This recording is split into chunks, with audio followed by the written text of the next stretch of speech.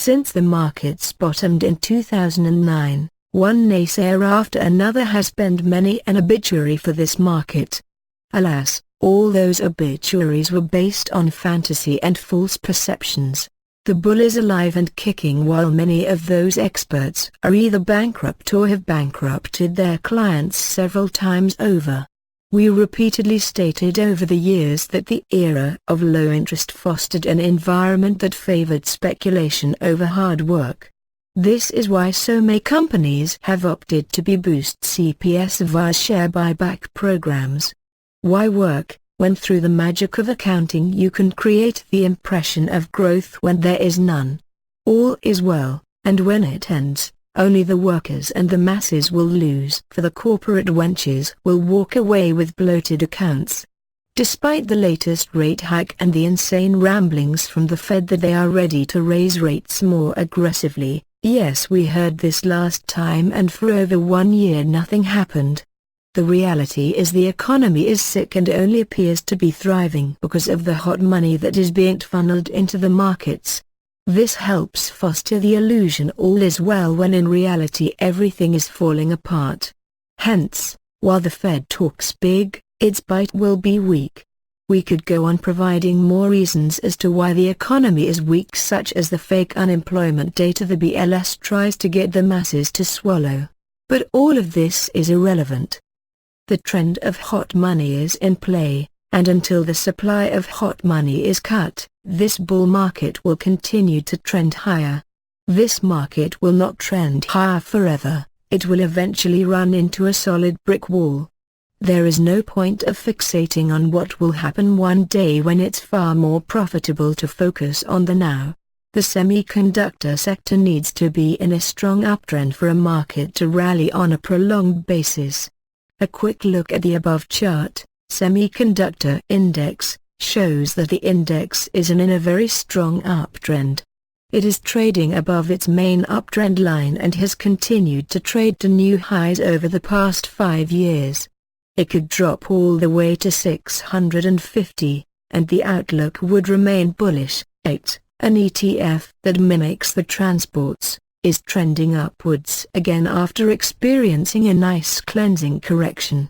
A monthly close above 165 will pave the way for a test of the 195-205 ranges. Finally, as we stated in the alternative Dow theory, the utilities appear to be getting ready to trend higher. As they are coming out of a correction, they are likely to play around the 625-640 ranges for a bit before breaking out. The utilities lead the way up, so a breakout to new highs should be watched closely. If they break out to new highs, it would indicate that after a correction that could range from mild to strong, the Dow Industrials should follow the same path. Conclusion: the DRS of doom will continue to chant the same monotonous and agonizingly painful song of death. Instead of the markets collapsing, they will be handed their heads on a platter again. If you had listened to these fools that masquerade as experts, you would have bankrupted yourself several times over. This bull market will end, but that day is not upon us yet. The supply of hot money needs to be eliminated, and more importantly, the masses have to embrace this bull market. Over the short term, the markets have gotten slightly ahead of themselves, and so some bloodletting probably next year would not surprise us.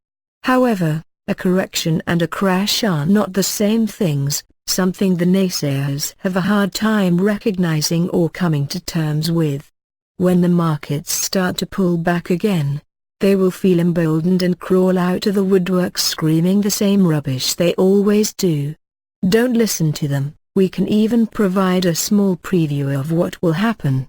The lower the markets pull back, the more courageous these fools will become. They will start to spew ridiculous targets, and the masses will buy into this rubbish as they always do. Remember, it takes 1 to cry, 2 to tango, and 3 to have a party. Just when it looks like the naysayers are going to be vindicated, the markets will bottom and reverse course. These poor fools will then have the sharp displeasure of watching all their profits vanish into thin air.